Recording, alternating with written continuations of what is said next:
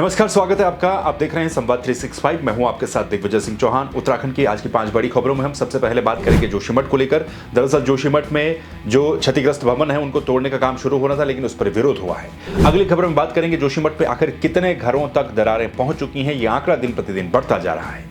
उसके बाद तीसरी खबर में बात करेंगे जोशीमठ को लेकर कांग्रेस ने विरोध प्रदर्शन किया है। सीएम आवास कूच कांग्रेस कर रही थी, इसी दौरान कांग्रेस के नेताओं को यहां पर रोका भी गया। साथ ही अगली खबर में बात करेंगे उत्तराखंड में महिला आरक्षण बिल जो है वो राजभवन से भी पास हो चुका है। आखिरी खबर में बात होगी उत्तराखंड क्रिकेट एसोसिएशन के चुनाव संपन्न हो चुके हैं। कौन अध्यक्ष बना है, कौन सचिव बना है, वो भी आपको बताएंगे। तो टॉप 5 की सबसे पहली खबर आज होगी जोशीमठ की, जहां पर जोशीमठ में लगातार हो रहे भू धसाव के बाद वहां पर जो गतिविधियां चल रही हैं उस बारे में आपको अपडेट देते हैं। दरअसल जो क्षतिग्रस्त भवन है, जिन पर निशान लगाए गए हैं, जहां से लोगों को खाली किया गया है, उन होटलों और भवनों को ध्वस्त करने की कार्रवाई कल से शुरू होनी थी। प्रशासन की टीम उन होटलों को ध्वस्त करने भी पहुंची। सबसे पहले 2 बड़े होटल तोड़े जाने थे, जिनके बारे में कल हमने आपको जानकारी दी, लेकिन जब प्रशासन की टीम वहां पर पहुंची तो उनको विरोध का सामना भी करना पड़ा।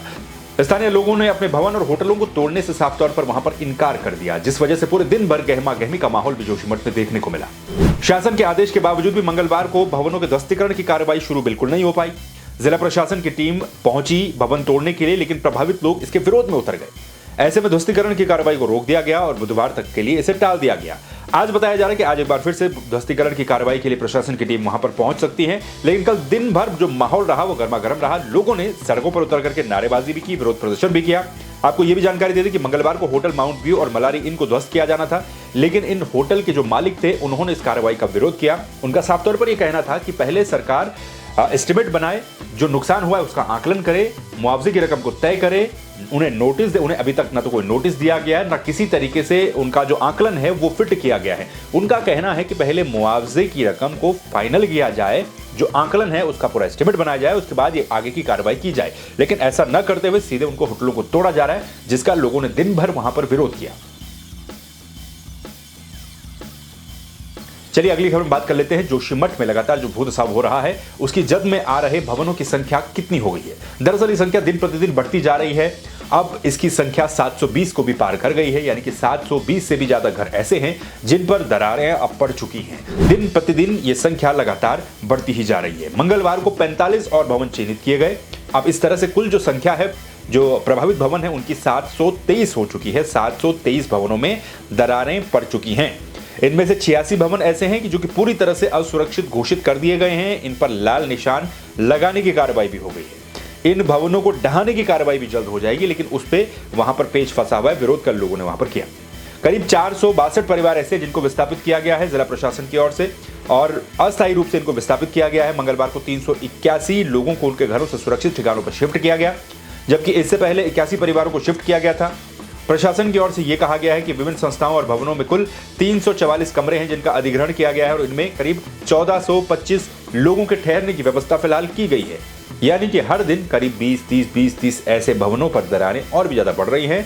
मंगलवार को 40 प्लस ये आंकड़ा पहुंच गया, और कुल 723 भवन ऐसे हैं जिनको चिन्हित किया गया है, जो कि असुरक्षित है, जिन भवनों में दरारें पड़ चुकी हैं। अब जोशीमठ भू धसाव को लेकर सियासी हलकों में क्या चल रहा है वो आपको बताते हैं। दरअसल जोशीमठ भू धसाव को लेकर कांग्रेस भी मैदान में उतर चुकी है। कांग्रेस के कई बड़े नेता जोशीमठ पहुंचे, उन्होंने वहां पर प्रभावित लोगों से मुलाकात भी की, वहां के भू धसाव के बारे में जानकारी भी ली।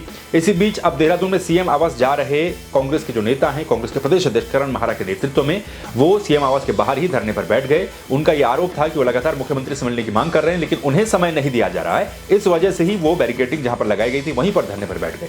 हालांकि देर रात को इनकी मुख्यमंत्री से मुलाकात भी हुई, ज्ञापन भी कांग्रेस के प्रतिनिधिमंडल ने सौंपा, लेकिन कांग्रेस के प्रतिनिधिमंडल ने यह साफ तौर पर आरोप लगाया कि सरकार इसमें बिल्कुल भी गंभीर नहीं दिख रही है। उनका यह आरोप था कि सरकार लगातार लापरवाही इसमें बरत रही है। कांग्रेस ने सरकार से जोशीमठ के मामले पर सर्वदलीय बैठक बुलाई जाने की मांग भी की है। उन्होंने कहा कि 6 जनवरी से मुख्यमंत्री से मिलने का वो समय मांग रहे थे, लेकिन उन्हें समय बिल्कुल भी नहीं दिया गया, जिसके कारण मजबूरन उन्हें बाहर धरने पर बैठना पड़ा। हालांकि इसके बाद वो जाकर के मुख्यमंत्री से मिले। कांग्रेस ने मांग की है जो प्रभावित है उनको 4000 रुपया जो मुआवजे की राशि, किराए की राशि दी जा रही है, 4000 रुपया, उसको बढ़ा करके 20,000 रुपया किया जाए। ये कांग्रेस ने अपनी डिमांड वहां पर रखी है। कांग्रेस के नेताओं का यह कहना है कि वो लोग जोशीमठ होकर के आए हैं, स्थितियां बेहद गंभीर है, लेकिन उस हिसाब से काम नहीं किया जा रहा है। सरकार के ऊपर आरोप भी लगाया और मांग भी की कि जल्द से जल्द इसमें त्वरित कार्रवाई की जाए। अब बात महिला आरक्षण बिल को लेकर। दरअसल उत्तराखंड की सरकारी नौकरियों में 30% आरक्षण को लेकर के जो महिला आरक्षण विधेयक विधानसभा से पास किया गया था, वो राजभवन में अटका हुआ था। करीब 1 महीने का समय लगा, लेकिन अब ये विधेयक यहां से भी पास हो चुका है, यानी कि राजभवन की मंजूरी इस विधेयक को मिल चुकी है। आपको बता दें कि मंगलवार को उत्तराखंड के राज्यपाल लेफ्टिनेंट जनरल सेवानिवृत्त गुरमीत सिंह ने महिलाओं के लिए क्षैतिज आरक्षण विधेयक 2022 को मंजूरी दे दी है।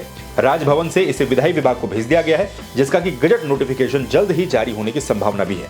उत्तराखंड में महिलाओं को सरकारी नौकरियों में 30% क्षैतिज आरक्षण का कानूनी अधिकार इस बिल से मिलेगा। आरक्षण का लाभ उन महिलाओं को मिलेगा जिनका उत्तराखंड राज्य का जो अधिवास जिसे कहते हैं डोमिसाइल वो हो, बेशक वो राज्य से बाहर वो महिलाएं रह रही हो, लेकिन उनका डोमिसाइल उत्तराखंड का हो। 30 नवंबर 2022 को उत्तराखंड की विधानसभा में इस बिल को सर्वसम्मति से पास करके राजभवन भेज दिया गया था। इसी दिन करीब 14 विधेयक जो थे उनको पारित करके राजभवन भेजा गया था। इसमें अधिकांश जो विधेयक थे उनको मंजूरी राजभवन की मिल गई थी, लेकिन महिला आरक्षण का जो मामला था वो अटका हुआ था, जिसके बाद अब इसको मंगलवार को इसे भी मंजूरी दे दी गई है और जल्द ही बताया जा रहा है कि इसका नोटिफिकेशन भी जारी हो सकता है।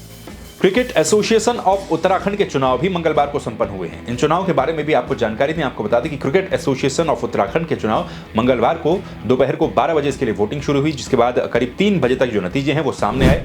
इन चुनाव में महिम वर्मा गुट, जो कि 2 गुट उत्तराखंड क्रिकेट एसोसिएशन में साफ तौर पर नजर आते हैं, महिम वर्मा गुट का दबदबा कायम रहा। महिम वर्मा गुट के पैनल के सभी सदस्यों ने सभी पदों पर जीत दर्ज की है। अध्यक्ष पद पर ज्योत सिंह गुनसोला एक बार फिर से निर्वाचित हुए हैं। सचिव पद पर महिम वर्मा, उपाध्यक्ष पद पर धीरज भंडारी, कोषाध्यक्ष पद पर मानस मेघवाल, संयुक्त सचिव पद पर सुरेश सोनियाल, काउंसलर पद पर एसके गेरोला और गवर्निंग काउंसिल सदस्य के लिए इंद्रमोहन बर्तवाल और यूसी जोशी चुने गए हैं। आईएसबीटी के पास एक होटल में दोपहर 12 बजे से मतदान शुरू हुआ, जिसके बाद 2 बजे के बाद नतीजे जो है वो घोषित किए गए और ज्योत सिंह गुनसोला एक बार फिर से क्रिकेट एसोसिएशन ऑफ उत्तराखंड के अध्यक्ष निर्वाचित हुए हैं। ये उत्तराखंड की 5 बड़ी खबरें थी। इन खबरों को लेकर आप बिल्कुल अपनी प्रतिक्रिया को कमेंट सेक्शन में रखिएगा। बाकी खबरों के लिए आप संवाद 365 को देखते रहिए, सब्सक्राइब कीजिए, वीडियो को लाइक भी कीजिए और शेयर भी कीजिए। नमस्कार।